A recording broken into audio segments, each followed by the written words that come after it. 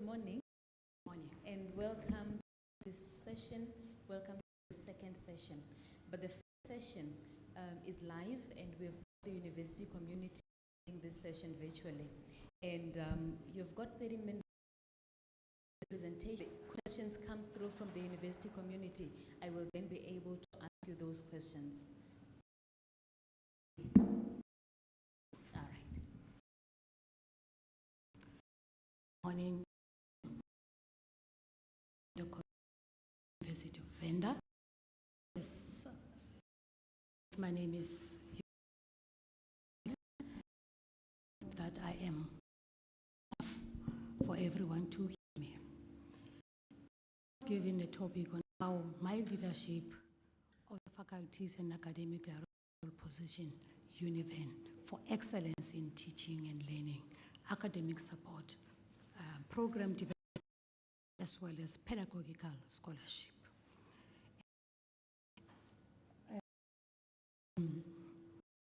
A firm believer in explaining what I think my leadership is all about. And I'm not even going to go to what literature speaks about, all kinds of leaderships that are written. Just to say that in my own leadership role, I believe that I've used engaging leadership, which facilitates, sets clear goals, and creates a positive, supportive environment. It strengthens teams, connects fostering and collaborations, and inspires employees in order to increase their work engagement. And this kind of leadership actually motivates people that are working within an institution and make them want to be part of decision-making process. And cascading and moving from the leadership, I believe that one look at your planning, your monitoring, and evaluation of institutional teaching and learning strategy. And in an attempt to do that, one looks at what you call an environmental scan or your SWOT analysis. And the SWOT analysis and this environmental scan needs to actually consider high participation of all stakeholders so that all of them can really embrace this strategy. Otherwise, you'd find yourself making your own strategy and nobody ever really embracing and understanding it. And having done now your environmental scan, I believe that we need to capitalize on our strengths and the opportunities, because it's the strength that will tell you where you're going and the opportunities that directs you in terms of where you really want to go. And having done that, you also take consideration of your weaknesses and the threats. And it's those threats that you do look at through your risk register that you actually be able to hone and better things. And often it's the weaknesses and the threats that give us an innovative way of doing things, that give us another platform of looking into things differently. And having done your environmental scan, then one goes into your vision or your strategic envisioning. And of course, your strategy can just be a document that is just sitting there and nobody really embracing it. But how do you actually ensure that that strategy is actually implemented, and that's done through your annual performance plan with a clear set goals, objectives, and targets? Then you cascade that to faculties, to directorates, to departments, support units, and then you cannot do that without having to put in place your performance management. Because that performance management is a strategy that says, how do we account? How do we do what needs to be done in an institution? Having said that, let me go to the 4 aspects that I was actually asked to present. The first one then will be the quality of curriculum that yields high quality graduates. The second one would then be that we need to have those exemplary teaching and learning strategies for the 21st century. And they cannot be without looking at them being student-centered, that they embrace technology, our blended learning, flexible methods of assessment. And I know that students that really have indulged in these innovative approaches would love to be part of that flexible assessment methods. And one major thing that one needs to look at is to ensure that you align your curriculum with 100% alignment of your learning outcomes, assessment criteria, your learning activities and content.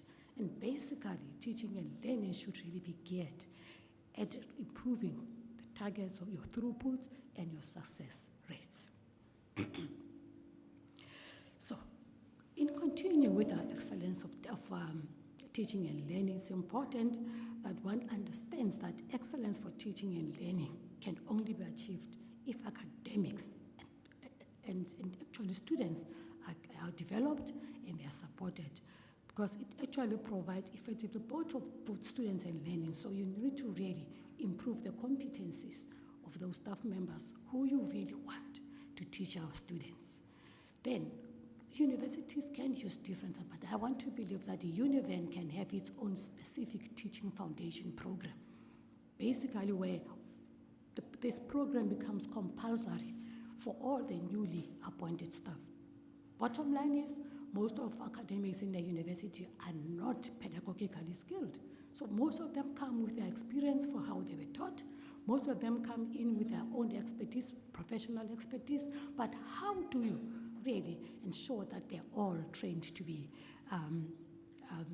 good teachers for our students? So the program needs to be compulsory, and it needs to address program-specific or discipline-related needs. Am I still audible? All right. Then, one thing that is very important is that you look at the well-being, the mental well-being of the academic staff, because if that can only be looked at by ensuring that your workload model really is fair, is objective, and it really meets all the needs that academic educators need to have. And of course, one needs efficient and effective management processes and system. We are a bit stuck here. Just give me a second. Oops. Right, of course, I've looked at your graduate attributes, and I think they require good graduate attributes. You want to look at students with intellectual rigor, commitment to excellence. You want to look at innovative and entrepreneurial students. And I'm sure when I looked at your strategic plan, it speaks to really those attributes. They need to be socially responsible, really running and looking forward to bettering their communities and societies around their university, beyond their university, and beyond the shores of South African country. They need to be independent, they're creative, and critical thinkers, of course. Those will not just happen on their own, but that the students need to have those kind of educational provisions that will really, facilitate them to be creative thinkers. And in other instances, you then find those in clinical, in your health sciences, having what you call clinical reasoning, and expect that they picked up from the graduate attributes that one puts. Of course, the last but not the least, your ethical aspects. You want the product of UNIVEN to really be ethical, even in the way they do things, in the way they present themselves, and they need to be the permanently well sought after kind of students that UNIVEN needs to bring. Then the second part is actually in academic support. It's important that we have what we call an integrated student support model. It has to be like one-stop shop, because if it's not integrated, you'd actually miss a lot of issues. It may not necessarily be that the students are unable to learn, but because there are other factors that are impacting their learning. They're social, they're psychological. Our students are quite different from what we were. They bring a whole lot of baggage, emotional baggage to the university, so that integrated student model support should be like that. First, you want those students that come into the university or first time transitioning in higher education to get mentorships. And I think that will be, they should actually, all of this should be really provided through the Center of Teaching and Learning. Then, once the students are in here, with the continuing of their studies, that tutorship and supplementary instructions and other methods get used to ensure that those high-risk modules are identified, and those high-risk students who really come at the vulnerable point really get identified early. Then there has to be what you call a student advice service. the nature of UNIVEN. It's all these other faculties that are different, but they actually speak to when do you really identify a student really in the very first year of the training to ensure that, if it's possible, redirect them from the beginning. Unlike waiting to have them excluded once they've failed the position. Some of the students, most of our students actually don't get even a good guidance in terms of what to do at the university. They walk in, they read, they see a thing, they think they can register for that. So your student advice is even important. But fundamentally, the support should actually be within the departments, in the faculties, not necessarily the center of learning, because it's where learning and teaching takes place. So if it's if it's centralized in the department, get your academic guardians. They do what you call early identification of those students at risk. So it's important that that happens. Then COVID has taught us a whole lot of things. And anyone in higher education who did not take up this opportunity to say, what have we done through the COVID? What skills or what other mechanisms did we put in place to ensure that those, learning and teaching continues, that no one is left behind, that, teaching and learning, it gets into a different level. So what was also more crucial is that students were to be supported from the distance, making use of social media, your Blackboard or any other learning management system that was available, that is available. And of course, our students are better than us. They are always technology savvy compared to some of us. So make use of that opportunity, ensure that they really get to understand that. I want to believe that UNIVEN also participates in Siyaphumelela, which also is another project that promotes student success and is based on evidence and data-based methodologies. Of course, that's that integrated student support model I've spoken about. It's got all other aspects, put together. Your student affairs, your center of teaching, SRC is important, your library, your schools or the faculties themselves, and other centers that are really related to teaching and learning. Your ICT, which is important to ensure that those students that are studying online get what needs to be spoken about. Of course, you cannot do your teaching and learning without your research and innovation department. Is quite important because that will then support your evidence-based teaching and learning through updated research. Of course, your marketing department is crucial to ensure that those students that we really admit at UNIVEN actually are well marketed and they know exactly what UNIVEN stands for and what it provides. Of course, your administration and your finance are crucial. I took in the like of your Arise Return Instruction Scholarship and Development Model, and I truly believe that UNIVEN did quite well. This is a strategy that really needs to ensure that you retain, you admit those students of good quality, whether they are from quintile 1, quintile 2, and when they come from those quintiles of the categorization, that they really are well recruited, you retain them in the process and within the minimum time allocated for each and every program that they need to complete, and ensure that their retention means that they really complete within record time. Of course, your instruction will need to be innovative, exciting, productive, and your scholarship of engagement where students really get to learn far beyond what the classroom provides for them. But they get to understand that they really can offer something to the communities outside the university. Of course, if you do not have an enabling environment, that's just a suicide in terms of your excellence for teaching and learning. So creating that environment, enabling environment talks to your good working ICT, the fact that they get a good support through an integrated support model, the fact that students know where to do, how to do, and when to do things speaks to your Arise module. Then the third aspect then is in program development. It's important that we really look at relevant and responsive and high priority social imperative and impactful academic programs.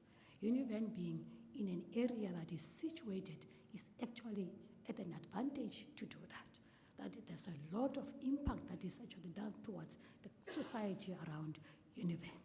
Secondly, that you gain the support facilities such as your some call it CUTL, some call it CTL, the Center of Teaching and Learning. It's important that capacity development also emanates from that unit. Of course, your learning outcomes cannot just be done in vacuum. They need to assist the development of these issues of excellence and elements in terms of emphasis in the course, how best to teach and how best to facilitate learning, how best to assess learning, and communicate expectations to those students that are the partakers of the teaching and learning programs that we have.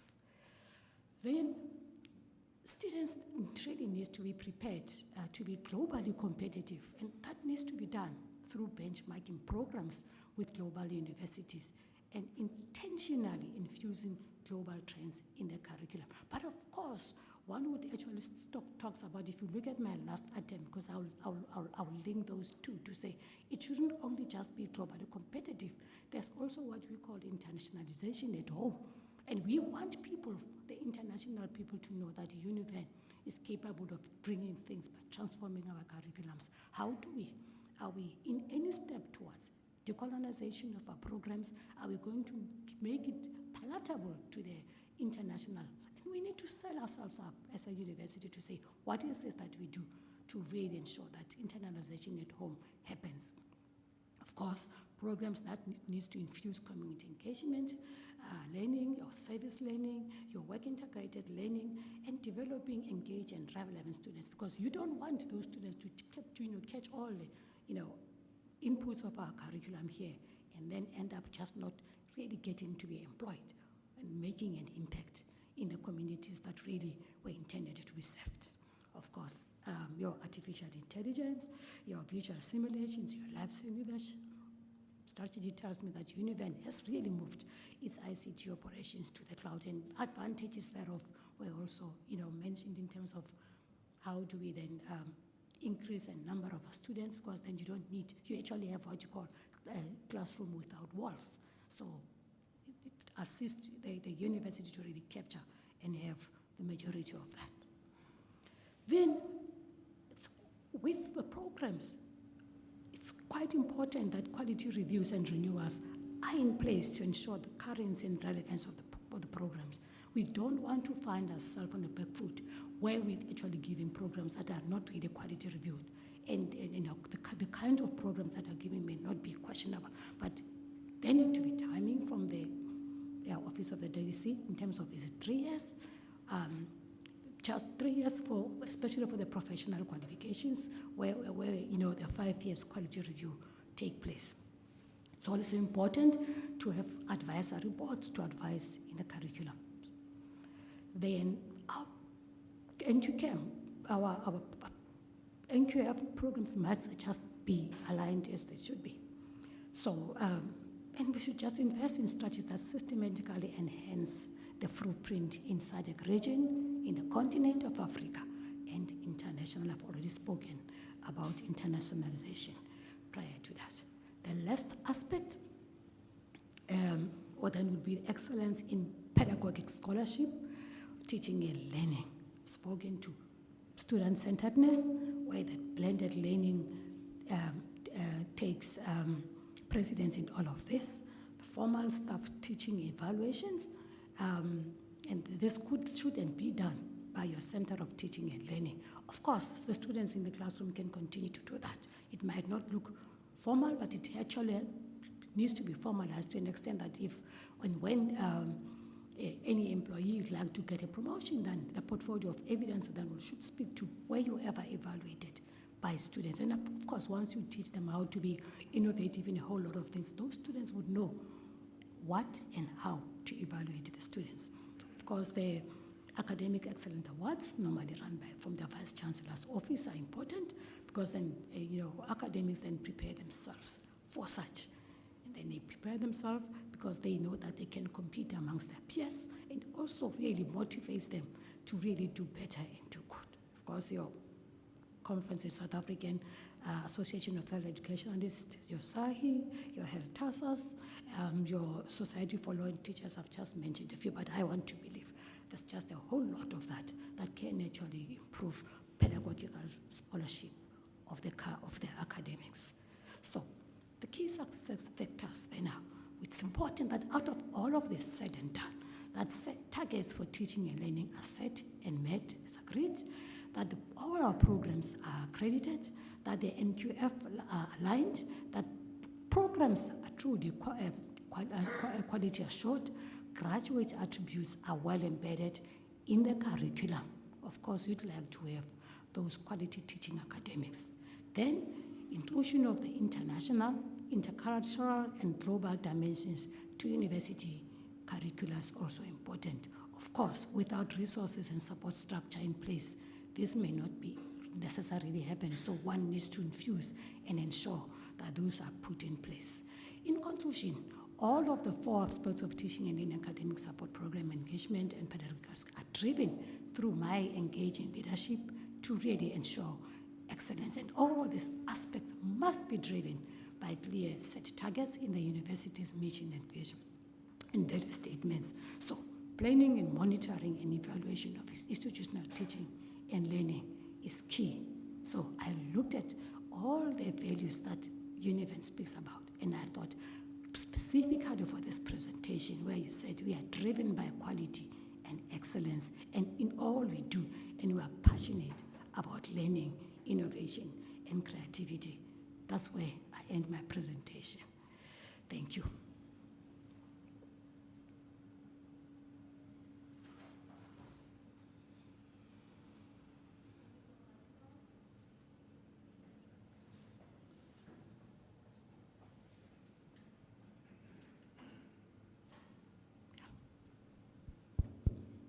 Thank you so much, Prof. We have a question from the university community, and I'm going to read that for you. Our new strategic plan talks to UNIVEN as an entrepreneurial university. This means that our curriculum should reflect and drive. Most of our lecturers are still struggling on how to get that element into their curriculum in order to advance the position to assist the executive deans to expedite the inclusion of entrepreneurship in programs at uni. Sure. Entrepreneurship is a target for most of the universities, but people need to really understand what that entails.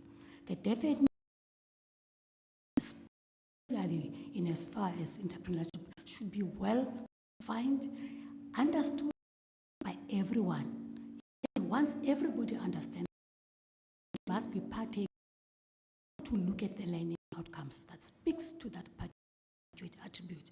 And I think it's the responsibility actually to provide resources in terms of the expertise that would assist the deans to say what is it specifically for each and every faculty. Because you'd find entrepreneurship different from nursing or from health. You'll find entrepreneurship different from the faculty of law. So everybody needs to look at the background through that facilitated program. And we said really do that, but give them an enabling environment and give them some work in terms of, ensuring that those graduates' attributes are embedded. Of course, they need those technical in terms of, people that are well versed with curriculum enhancement. That's my response. Thank you. Seeing any other questions on my email? Are you able to see any other questions? Nothing. VC? I don't have any more questions to ask.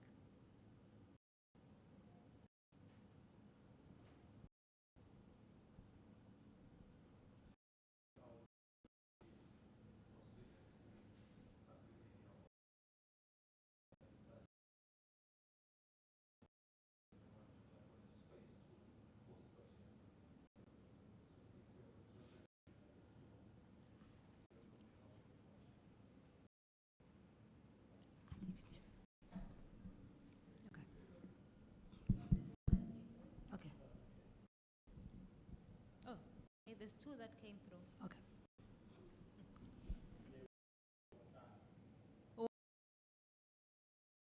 Ensure the university is contributing effectively towards the SDG 4 goals and its target, and to contribute to campus.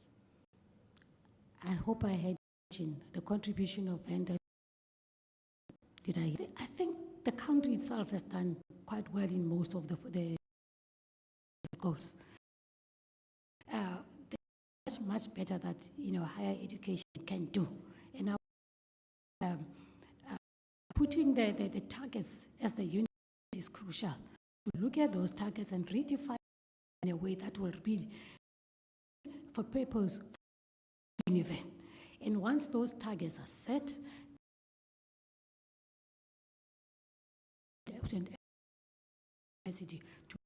targets and timeline, those targets need to also be smart, be achievable, and then really strategies will then also talk to all the people.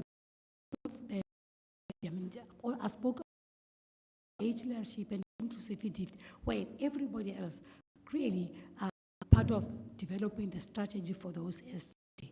And once out there, that we read them and enhance what we already have. I want to really be that out of all those 17 actually for are quite important, and without in putting targets and part of your quarter annual performance that we have put in place.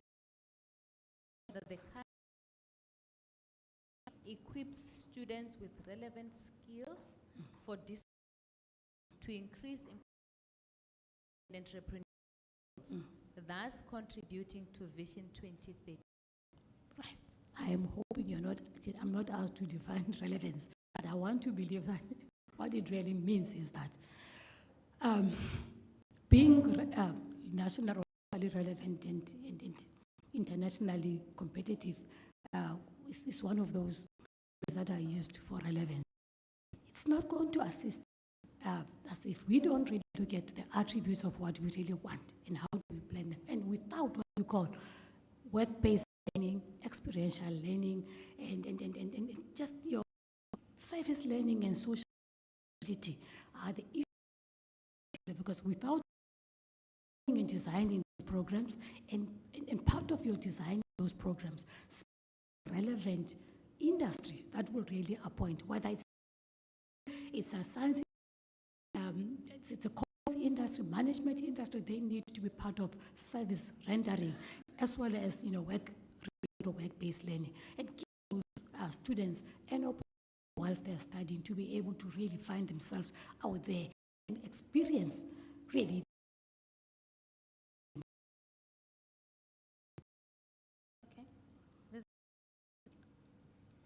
You spoke about how you are going to assist executive deans in terms of entrepreneurship. I really will entrepreneurship and the curriculum. It sounds like right. Infusing those attributes into is actually an active effort. Once you've written our learning outcomes and the attributes of those entrepreneurial attributes, they really are in every. People need to not have a written out, available, accessible, and continue, inculcated through, workshops, and show that if it's the center of teaching and learning, that becomes the agenda. There's another one, another two. Can you describe how you would issue a statement to the press? That is the one. And the last one is, how are you going to work with HR? It's not from me. So the question just say, how will I speak to the press? To the press. Second one, how are you going to work with HR? All right. Number one, I hope that Univen has got a dedicated office to speak to the press. that's the best way of protecting a university. Otherwise, everyone to take out their own personal perspective and digress the code of practice of the university. So leave the press for the dedicated press. Of course, I will submit whatever needs to be submitted, contribute to what the press requires from me as a DVC. For me, there has to be a dedicated press. The second question again? The second part? Well, university will never exist without HR. I can tell you that. Use of higher education is actually a human factor. So for me, HR is the glue that puts in a university. It's important. HR, I guess, I can understand the policies of HR. I get to understand the process that HR follows. Maybe for the better way, I believe compliance was the it's always a structure that guides every structure in the university. And so for me as a DVC, understanding what HR wants, what remember, HR is supportive more than any other thing. And when it comes to issues of your teaching and research, supports the human beings that are supposed to, but they also help us to identify quality.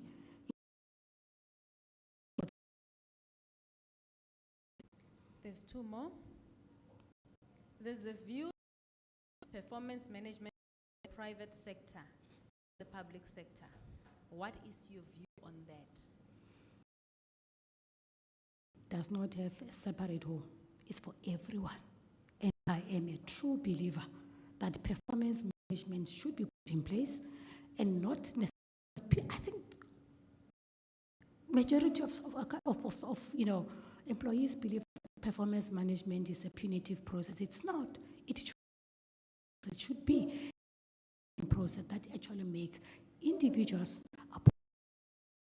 So I truly believe that it's not. It's for all other sectors everywhere. If you set targets, if you remember in my presentation, set your targets and performance, those performance in place to be able to ensure that everybody understands roles, because the individuals with their line managers, everyone understand what is expected for them. Everybody set the targets. That does we the drawing board and ensure that we facilitate or enable those individuals to be able. The last one on the chat box: how would you improve the culture of quality teaching and learning at UNIVEN? Sure. My presentation spoke about quality programs, intentionality in terms of what in a curriculum. That's number one. Once we get right. The second part of it is that you empower and enable academics to be able to know how to teach. As about those newly appointed lecturers who need to start teaching program, but those that are already long in the system may not necessarily about all those innovative teaching methods, but might just fall back on traditional ways of teaching. So it's important that all those continuously enhancing programs for teaching and are put in place. And really, the Center of Teaching and Learning should really ideally give each and every executive dean that report to. We have looked after this individual. They've really succeeded in participating in an enabling program whether people want to do their masters in education. That also works enhancing teaching strategies for academics. Chairperson, thank you. I have no further questions.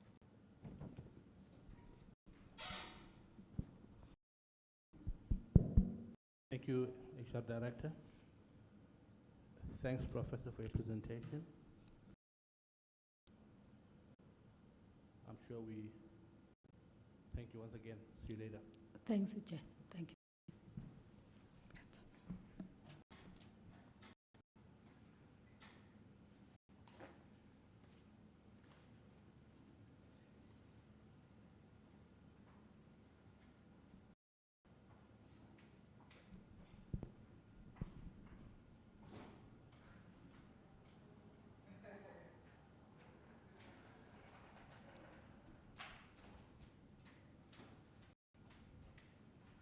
think we've come to the end of the first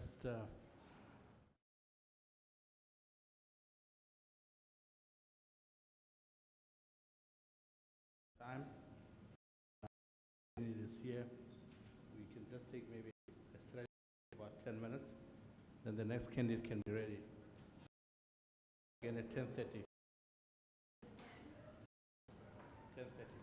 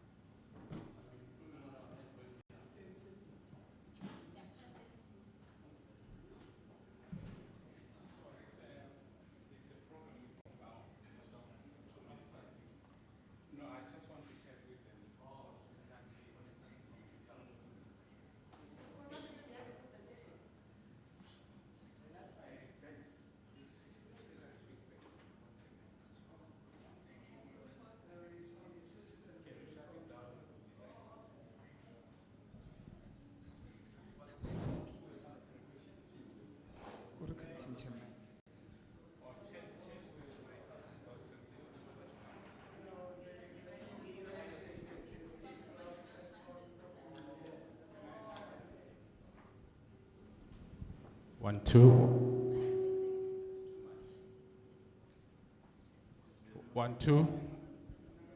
1, 2. 1, 2. 1, 2. 1, 2. 1, 2.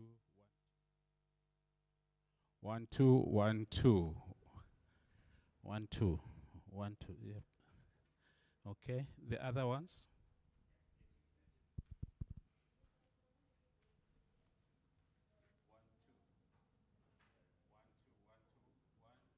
1. 1. It's too much. 1. Yeah. 1, 2. How is it? 1, 2. 1, 2. How's this one? 1, 2. Chair, can you just try yours, please? 1, 2. 1, 2.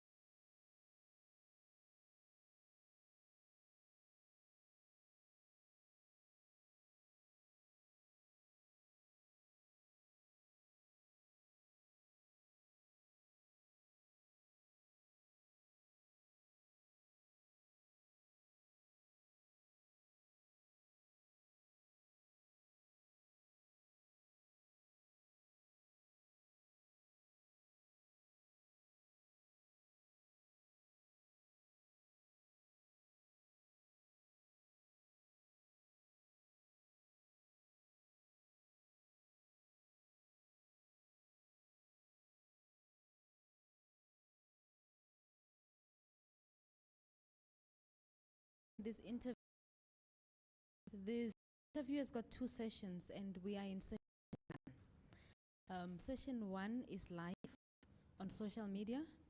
So the university community discussion. 30 minutes to do your presentation. When you are done with your presentation, the university community will be sending the chat box. I will pick up the questions and read them for you, and then from there you'll have the time to answer. And when we are done, we'll take a break, and will then be invited to engage with the panel that the council for interview or one-on-one discussions. So you have 30 minutes to do your presentation. You have received the interview topic, or the presentation topic, and once you're done with that, I'll read for you the questions from the university community. Over to you. Director, thank you very much for the opportunity to frame my presentation this morning based on the topic that was provided to me. Start, we've got to just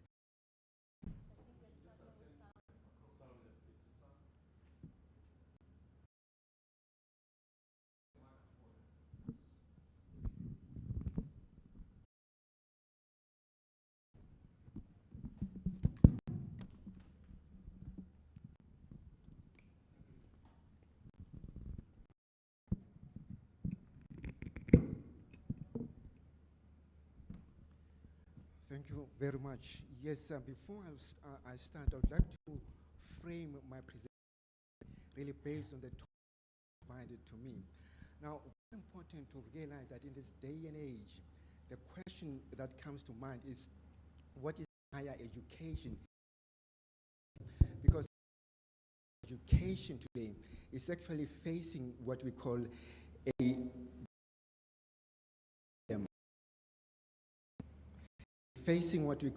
disorienting dilemma. If we don't understand what we mean by that, we mean basically we've got to sit back and rethink how we go forward, how we get to our student, and how we're making sure that our students are actually successful in future jobs. And this is born based on the fact that when you look at the world today, people talk about your artificial intelligence, and of course, today even people talk about the GP. The question then, how patients should deal with some of these things going forward. So, this you'll see that now in my presentation this morning, I'm going to touch on these issues as we go forward, basically based on the topic that was provided to me. The first thing that we've got to bear in mind here is about for the decolonization, especially if you look at the University of Venda, where we are being located. As a University of Venda, we want to lead as an engaged university, engaged scholarship. We want to make sure that basically the knowledge that is being produced is not just Eurocentric, communities to really provide, and that would give us that competitive edge going forward. And that's, and you can therefore understand why students have also been calling decolonization of religion. As you can see, political decolonization is almost done,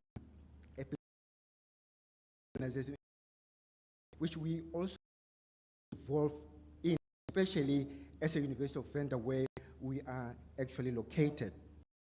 Now, can provide a lot to the world. People today talk about what you call epistemic theft. People would come maybe to Africa to look at what we are actually doing and go overseas, maybe with some of the plans that we have, and do research, and as if these things actually come overseas, but these are things from people. Epistemic erasure, that is, whatever knowledge nobody really realizes that. You see, everything, even the history, is narrated from the perspective of countries in that would that competitive edge going forward, very much important we go forward. And therefore, this would actually speak to what we call the Africa, especially as a university. And remember,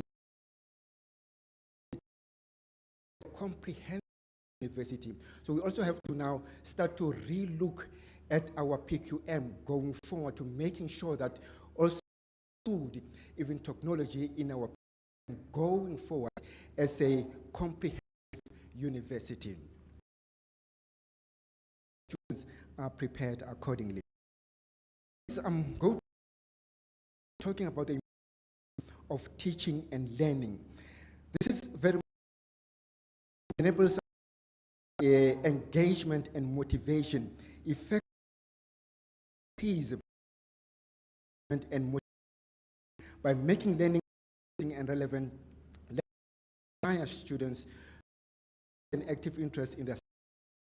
This is very much important because people would say that maybe if you're looking at students, they might just be empty vessels that we need to, because really of a lecturer is to inspire. You see, in most cases you'll hear people say that I need to cover, to cover the, what are you actually covering? Your job is to uncover, not to cover. And of course, this can start to really speak to some of the challenges that we're facing going forward, challenges throughput and so forth. And of course, teaching and learning can also facilitate continuous improvement in the quality of education at the university. By evaluating teaching methods and learning outcomes, lecturers and students can identify areas for improvements and work together to implement these changes. Now, remember that in most cases when it comes to this, say the problem lies with the student. We never really look at the lecturers, the professors. But if they all work together to find to the problem, can actually always be able to improve our. And of course, about learning and teaching, not teaching and learning, but learning and teaching, because we really are looking at evidence-based, looking at what we are actually doing and gather some information and see how we can really be able to improve that, and of course ultimately improve our throughput rate. And it boils down to employability, very much important. Ultimately, your teaching and learning are critical for ensuring that students are well prepared for their future careers. It's not just to prepare students for future careers, but to also making sure that where they are going, students are innovative. And that's why also we need to infuse entrepreneurship in our teaching and learning, very much important.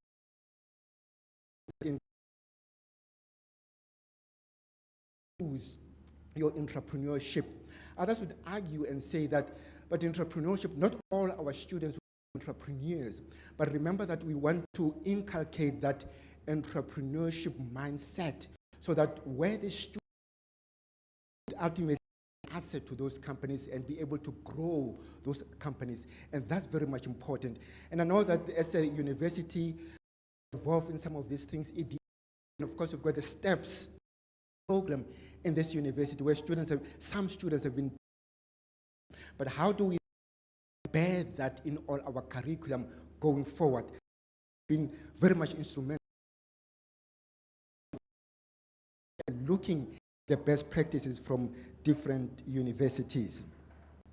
Now, if you're looking at higher education today, there's this expanding mandate of higher education.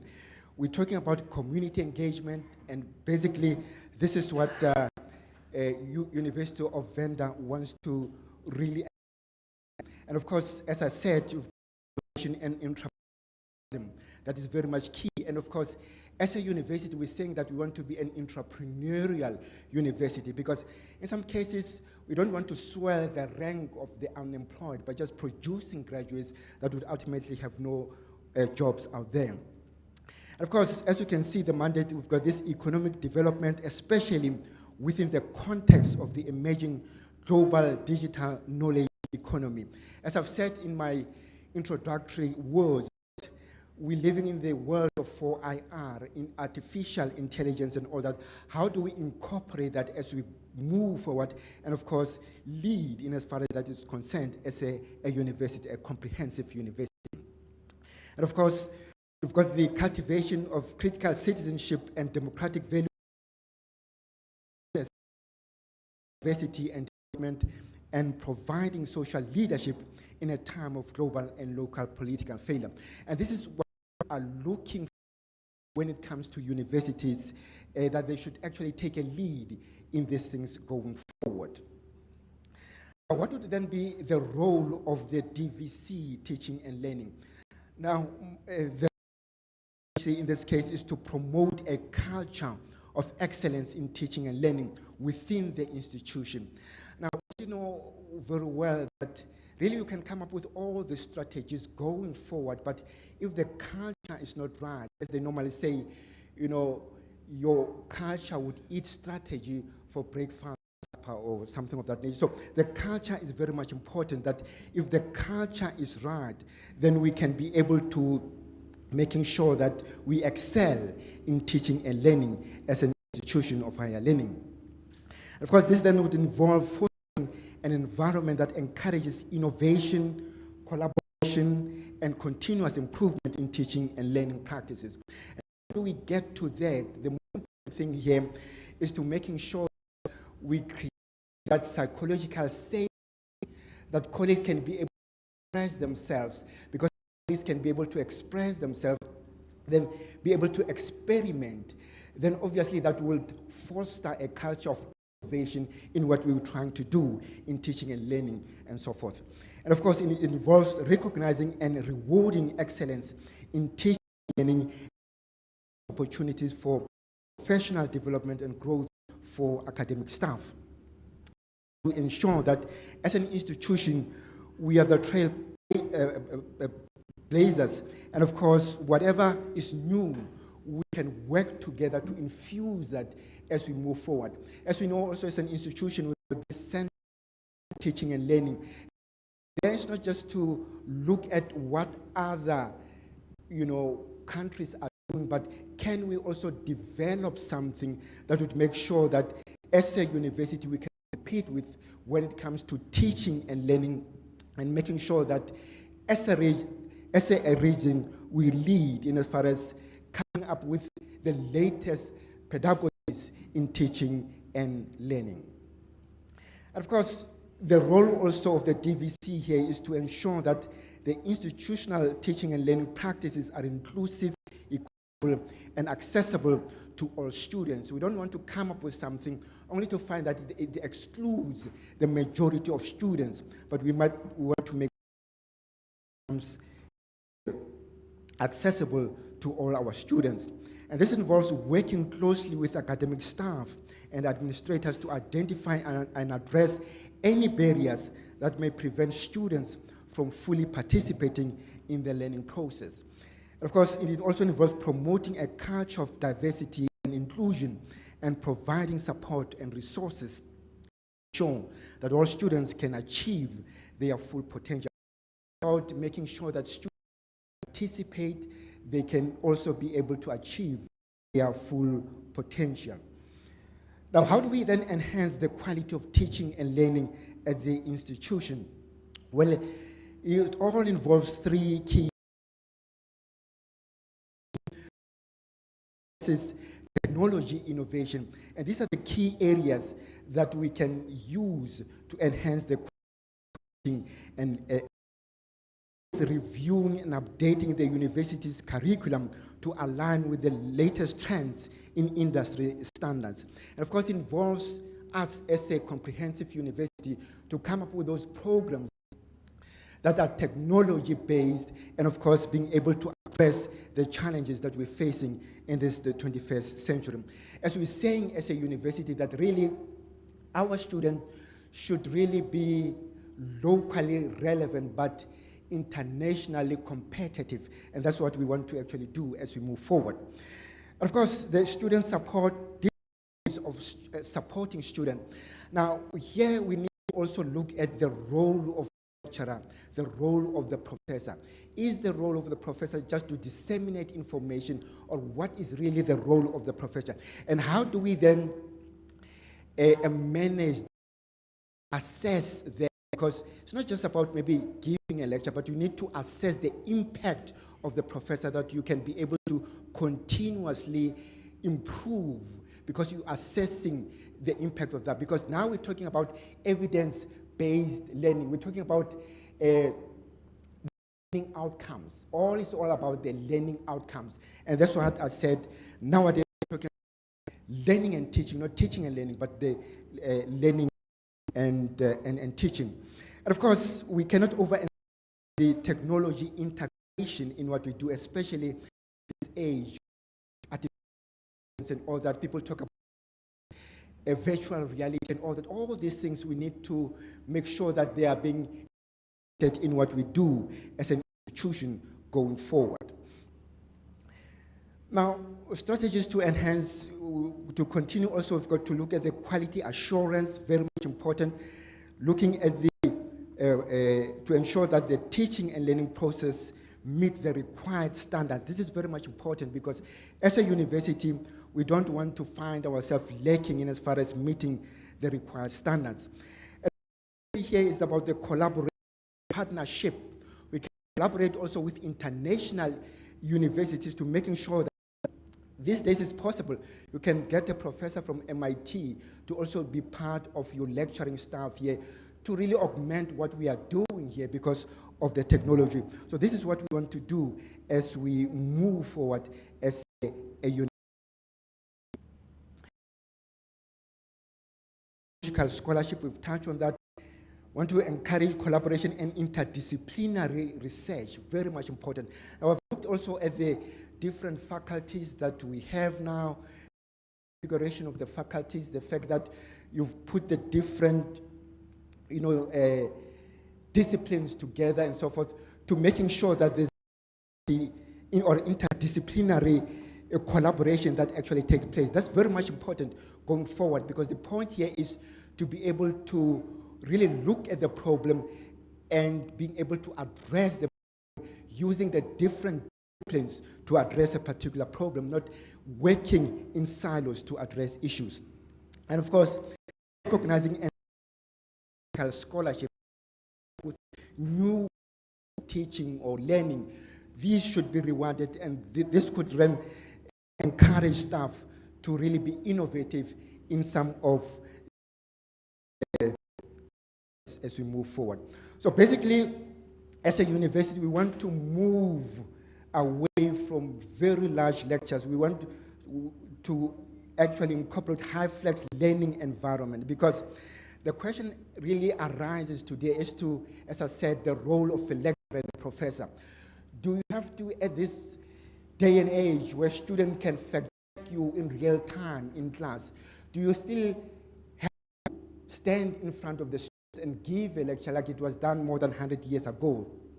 Or do we have to change the way we are doing things, because it's available there? Students got information in the palm of their hands and all that. Can we now use this university professor to really have discussions with students? All the information, students go and read about a particular topic, they come to class, then there's this discussion and innovation that really takes place there. Not a situation where a professor would have to be standing in front of a class and disseminating information. And this is where the world is actually moving, and we need to embrace that as we move forward and not get stuck in doing things the way they've been done over 100 years ago.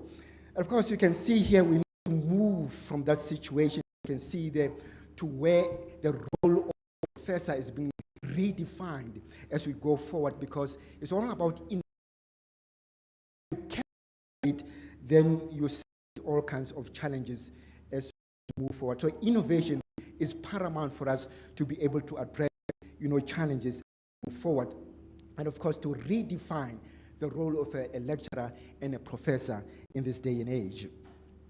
So challenge, as you can see here in this day and age, is about really are learning to learn and relearn. And as I said, we are in this digital state.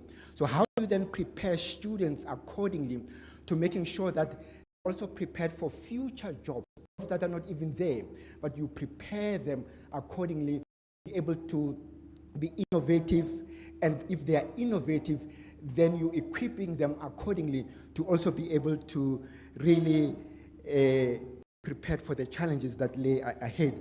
So as you can see, the illiterate of the 21st century will not be those who cannot read, those who cannot learn and learn and relearn. And this is very much important as we move forward as an institution. We know that even today people talk about open learning where the material is available from other institutions, and some people who can just learn, get information free of charge, and therefore the question arises as to the value of higher education today.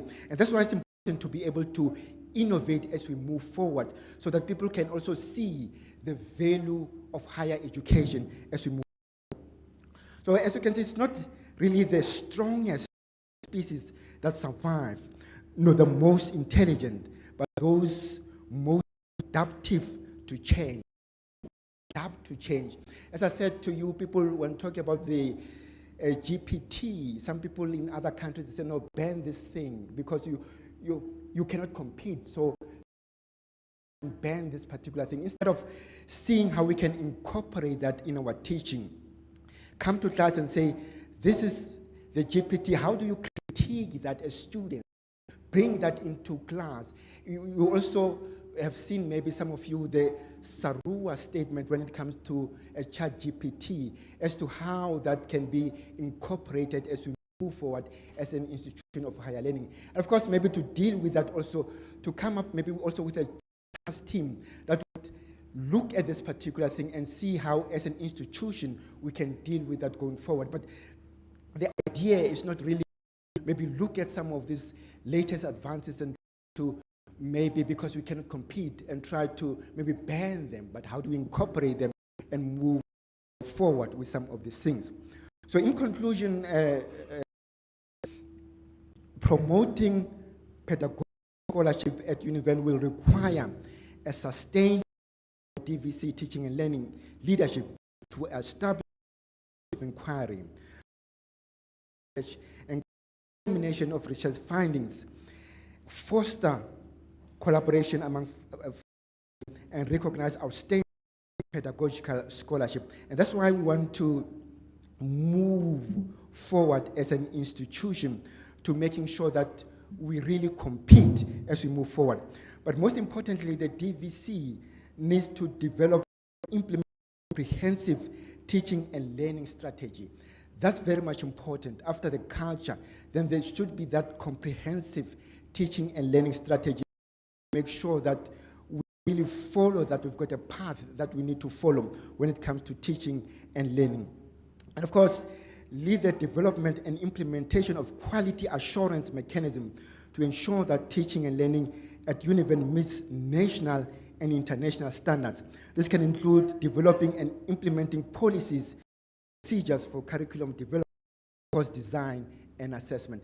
These are very much important because this evaluation and monitoring very much critical as we move forward, because we don't want to be found wanting as an institution, and to making sure that we embrace the latest technologies, and not just embrace them, but we also come with those technologies, be able to play an important role in making sure that really our teaching is transformative. Not teaching, but people talk today about the transformative learning. Why? Because it's evidence-based. Whatever we do should be evidence-based, and see how is it, what is the impact that we have, and that can also assist in addressing some of the challenges that we're facing with our students. And with that, teaching and learning would be in making sure that we're working with faculties, the directors of the centers and so forth, and of course the library, and making sure that ultimately as we move forward, we want to make sure that every student becomes a digital student, because we are in the digital age. So we want to make sure that every student is a digital student, and whatever we come up with should also be inclusive to all the students and not really marginalizing other students. And with those, I thank you very much. Thank you. Thank you so much, Prof. Mashele. I have a few questions from the floor for you. The first one is, if you can share with us how your advice to management or executives led to a better improvement or cost saving or efficiency in your current job.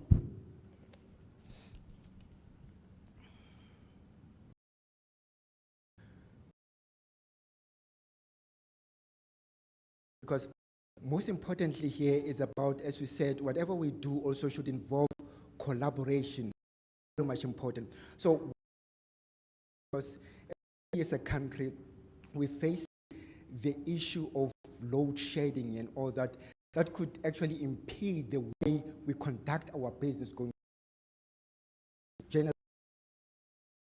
This is a huge expense to the university. And even if maybe we've got generators, sometimes kick in, there's this lag period, and then they've got to kick in. And in some cases, students are sitting, writing assessment and all that. During that lag period, it becomes challenging because some courses it becomes very dark. My advice was to say, let's engage, provide the electricity. And in my engagement, we also said to them, let's look at your strategic plan, what's your vision and mission. How can, on the other hand, how can you assist the university in saying, during office hours, actually low, maybe after hours, but not during office hours. And cost saving to the institution, the fact that we don't really experience that because of the fact that making sure that also you see how we can the actually do strategies and how the university can actually intervene in that and how they and that institution moving forward. Important is about making sure that when maybe in some cases we don't have maybe qualified or maybe to lectures, we now where we've got people from come in and process, students are actually afforded an opportunity maybe engaging with somebody who's in industry and of course making sure that they get the necessary skills for that particular discipline. So these are some of the come to be able to maybe be cost saving and of course to address some of the challenges that the institution might actually be facing. Thank you very much. Okay, the next one.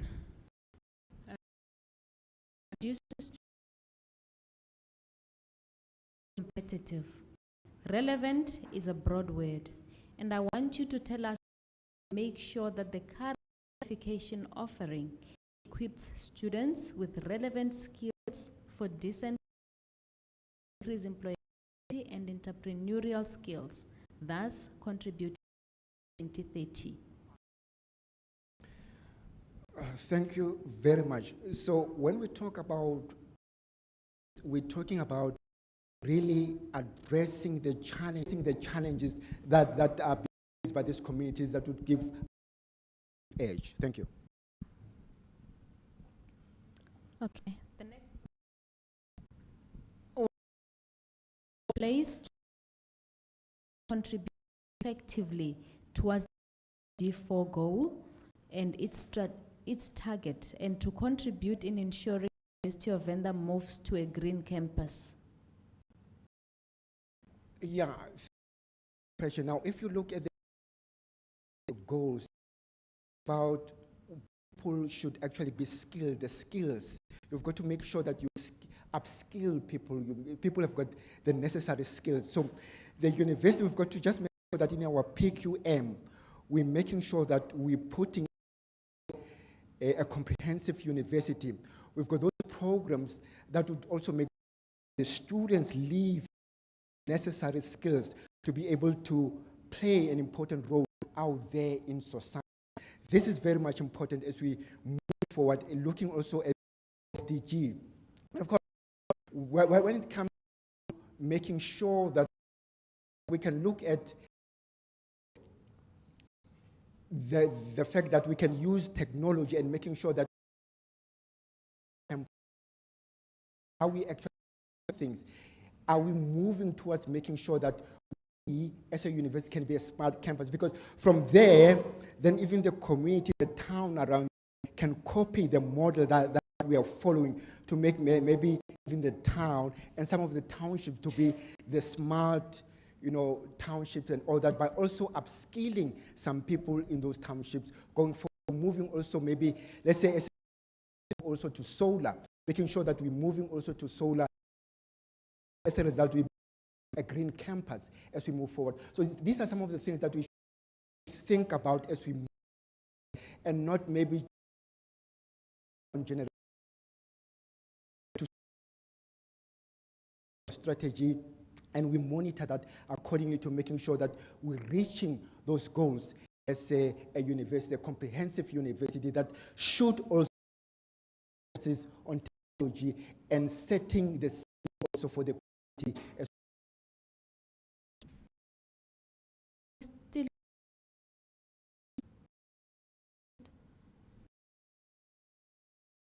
Oh, okay, that's fine. Okay, let's continue. There is another quote that says, change is always a challenge in any institution. Nothing can be done to improve institutional structure in terms of complying and implementing policies.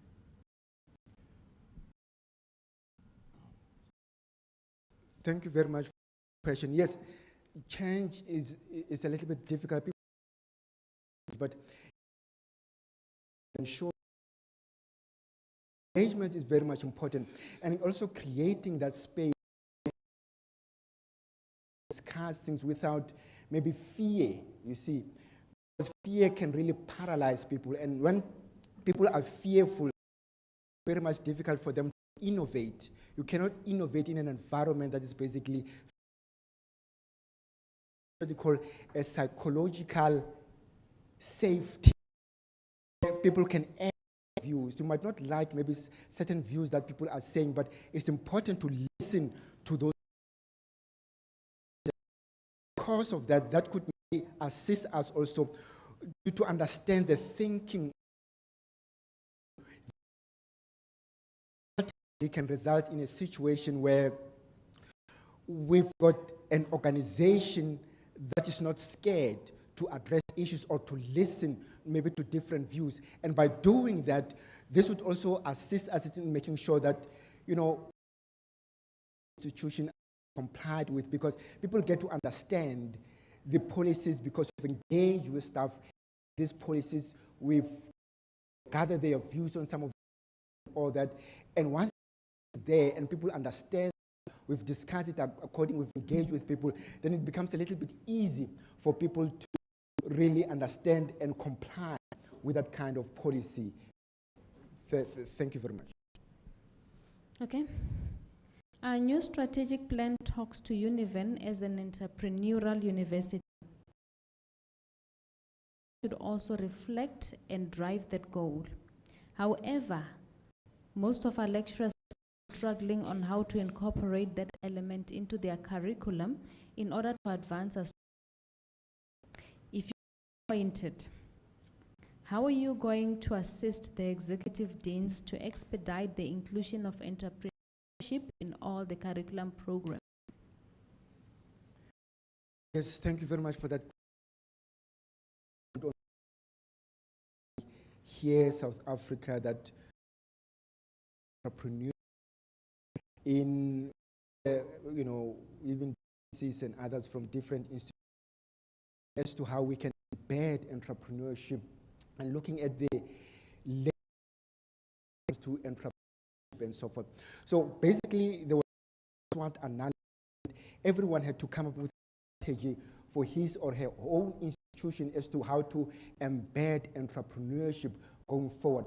We understand that in some cases, because in some qualifications that you've got a professional body that would maybe have a say on these particular things and all that. Look at all these nuances and be able to engage the deans of the faculties and all that and find making sure that this can be embedded in the curriculum forward. So there was this SWOT analysis to also look at maybe the positive, the negatives about embedding this entrepreneurial thing. It's about that mindset that we need to inculcate to our student. And how we basically do that is to really engage your deans and understand their different qualifications. What would be maybe stumbling blocks for them to be able, and how can we around that? So engagement with that would also, when one leads that, understands that perspective of understands that and understand also where the country is going when it comes to entrepreneurship. We want to making sure understanding the challenges in the institution about that. Where are the challenges and the pain points, and how can we address? And ultimately, we embed this entrepreneurship going forward. The way to go engaging, and one understands the best practices from different institutions as to how and that and see where you or can apply here. If not, that because we're saying we want to be an entrepreneurial university, and of course from we're also looking at getting accreditation as an entrepreneurial university. We've started have looked at that very much well, the processes that is entailed in as far as that is concerned. Thank you. How would you ensure that you inculcate the culture of students being co-creators of knowledge and partners, as well as key agents in their own learning in response to Univent's strategic thrust 1? Yeah, so when it comes to student, I think that you need to have, I've seen you've got this arise where you want to, in an admission, to make the student go through the way you retain students, all that, and so forth and so forth.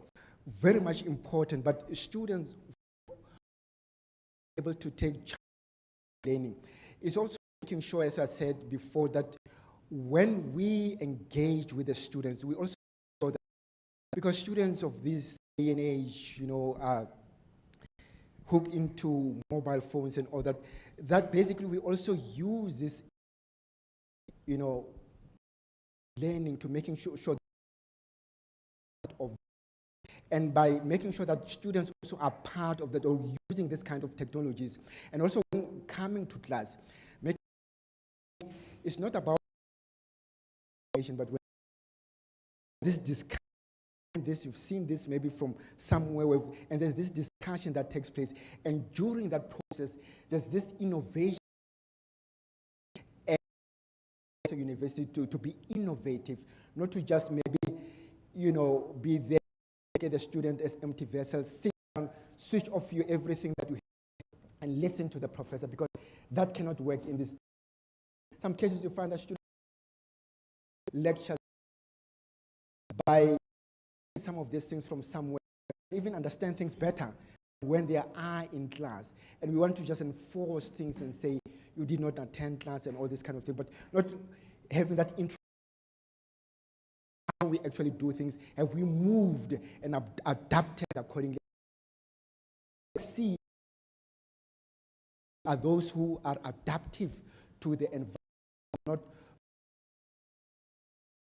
and so forth. And this is how I see that, so that at the end of the day, the whole thing becomes lively. feel that they are part of the knowledge generation, and they're not just seen as empty vessel in the process. They are part of the knowledge generation. Thank you very much. Okay. Univen considers adopting an inclusive approach to delivery, in which students should be consulted, modes, approaches, teaching and learning assessment, lecturer evaluation, etc. What will your role be in all that? Well, my role would actually be giving the guidelines to making sure that really when it comes to this kind of assessment, one can evaluate and monitor that. Are the key every institution to make sure that they were involved in that, not having a situation where maybe students were not part of that. So in that, we want to make sure that when we evaluate that, we monitor that, and when these things are done, there's a strategy that actually guides that, and that would basically be my role, so that one can be able to monitor things and making sure that when we have so on the different stages having made an on how we should actually proceed with things, especially the key stakeholders. Thank you. GPT-4 is 6 months old. It has turned the world upside down. Already, GPT-5 is due to December. What exactly would you do to bring the entire up to speed? Yeah, as I said, basically we need to talk about these things and to really bring the entire, actually have sort of a committee that actually looks at that at university accordingly when it comes to ChatGPT. But as I said also in my, to go out there and try and ban that whatever, but that can be incorporated in our teaching and learning. How that, when it's being incorporated, we can say to students, critique what may be so that the learning process, you see. So even in our and all that, we want to show that we really educate that culture of a student, that when you're asking questions, you ask questions in such a way that really that the student really understands. It's not something that maybe has been taken somewhere, but obviously to engage that also would do, because there are also some softwares that have been developed even now that would actually look at the ChatGPT, what you call the ChatGPT 0. Some of the software are able to check whether this thing was generated from ChatGPT and all that. So all these things, as I'm saying, there's going to be informed to be able to advise the institution as to how to move forward when it comes to ChatGPT, and to engage the different of the institutions so that we are all on board as to how to move forward when it comes to ChatGPT. Thank you. There's a view that performance management is for the private sector and not for the public sector. What is your position on that? Well, basically, the most important thing, the way I look at things, performance, obviously, academics would look at that, but you know, my job is very simple here, is to teach research management, and that's it. So with this complicated thing of maybe so many pages that to complete and so forth, and that to me is not maybe the way. It's an important thing. Others would also look at, when it comes to this, your evaluation. Really, we're completing these particular things, but I've not actually received any salary increase. I've been showing that I'm performing, but no salary increase. Answer also to say, really, the assessment basically is about the institution. It's not about the individual. It's about the institution, because what you call your strategic goals, your vision of the institution, the strategic goal that's been cascaded to the annual performance plan. To say that when you come, how do you then contribute to the vision of the institution? What is it that I'm doing That so at the end of the day, it's basically about that. And therefore, it's very much important. I know that at Univen there, you've got one that internally. So, meaning that the difference of that speaks to what we do as a university, because it's maybe an internal, developed program rather than maybe getting something from outside that does not speak to what we do as academics. And that's basically the way to. You can't have a situation where the don't have assessment and we just do things we don't know, because these things need to be assessed, monitored, where we are at things, and what is the role of every individual. What part did you play in making sure that we actually attain as a university? Thank you. Do you exercise to improve the culture of quality teaching and learning? For me, it's not about the power to have an executive thing and so forth. It's about developing that particular culture and engaging colleagues, and colleagues being able to air their views also as to how to take some of these methods. Whatever we come up with, policies and strategies, actually be something that's been, agreed upon by the different stakeholders, so that when we move in on what we do, because when there's this buy-in, then you've got colleagues that are happy, that could assist one to be able to achieve the goals that you want to be exercising that kind of power. But it's about engaging colleagues and taking leadership is bring. It's not about you alone going where you're supposed to go, but people with you where you want to actually go. If you cannot do that, then basically you are not a leader. Thank you very much. How are you going to ensure that early academics are mentored?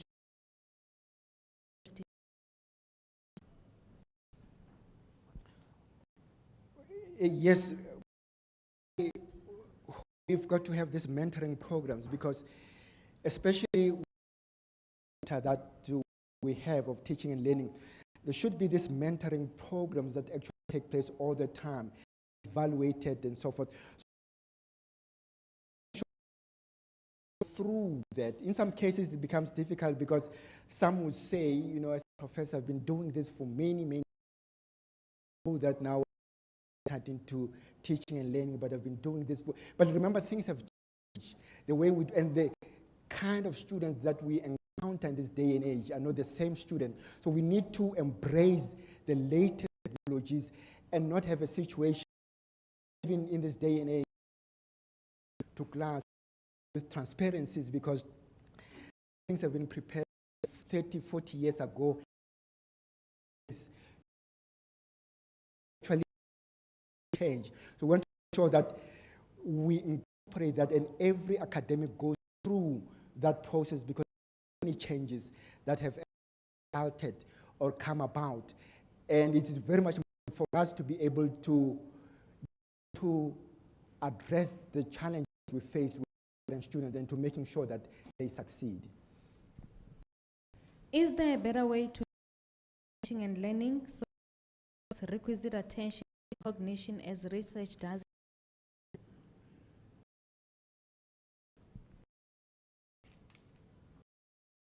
Yes, I think there's always better ways of doing things. I think teaching and learning, there are those who are good at learning. We can incentivize that by making sure that this is also being taken or is being recognized when it comes to promotion. This could be a leg of those who are teaching, so that as a lecturer, as somebody that particular field to take that particular thing, you can also be promoted by good work that you are doing in teaching and coming to the latest pedagogies that you've come up with, and so forth and so forth. So in your that can be taken. And remember also that when it comes to teaching and learning, it's maybe about promoting things, engage with students, You can also write papers, publish on with students because you reflect on what is basically happening there. So you publish on that, and of course that also can be taken, recognized when it comes to your promotion. And of course, to also incentivize by making sure that with a new method of teaching and learning, that's recognized and incentivized, colleagues can continue to develop and come up with, look at that leg of research to say that, others would say over cases where we just look at research when it comes to teaching is not actually being taken seriously. Learning is very much in this era, because say that if you are a doctor, you've got a doctorate, you've got the license to teach, but you just know something only just about that, but you have anything to engage about that. So very much important that those who are in that are being accordingly because of the also of the students that we're facing in this day and age. Thank you very much. How will strategic leadership towards against the university strategic objectives and performance targets? Can you? Will you provide strategic leadership towards the measurement and reporting of your divisional performance against the university strategic objectives and performance targets? Yes, basically about making sure that really that strategy, as you know, of the university is being,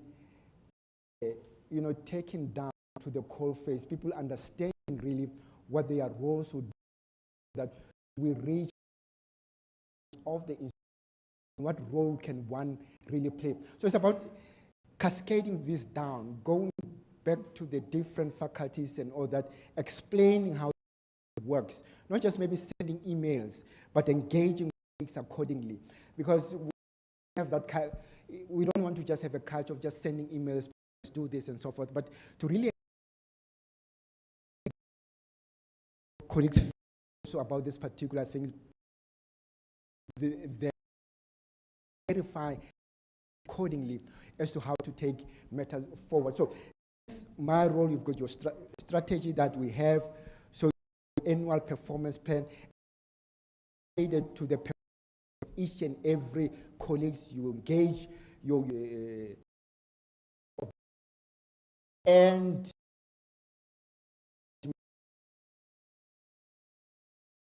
because if there are issues, they can be voiced out and they can be dealt with. This is thank you. And how are you going to work with HR? How do I? How are you going?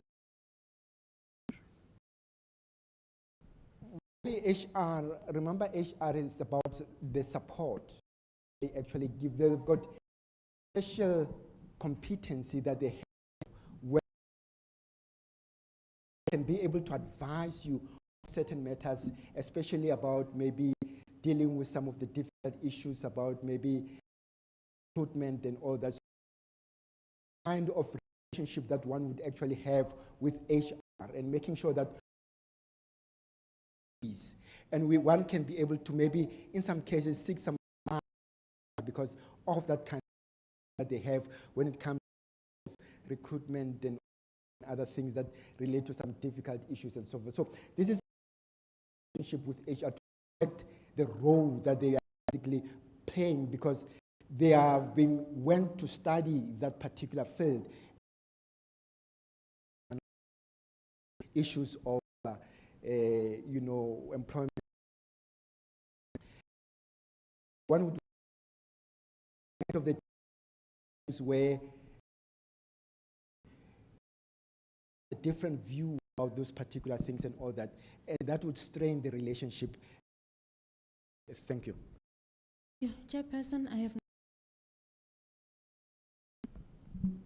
Thank you, Professor Mashele. Thanks for the presentation.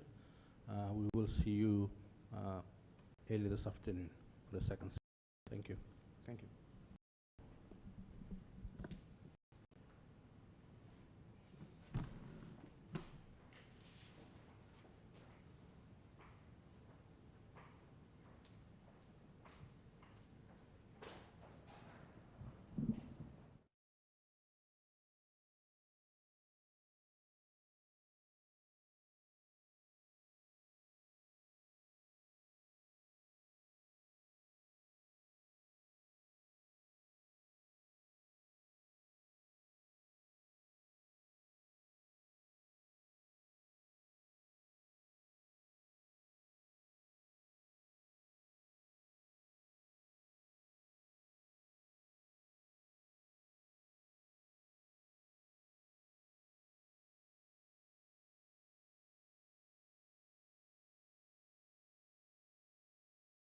sorry,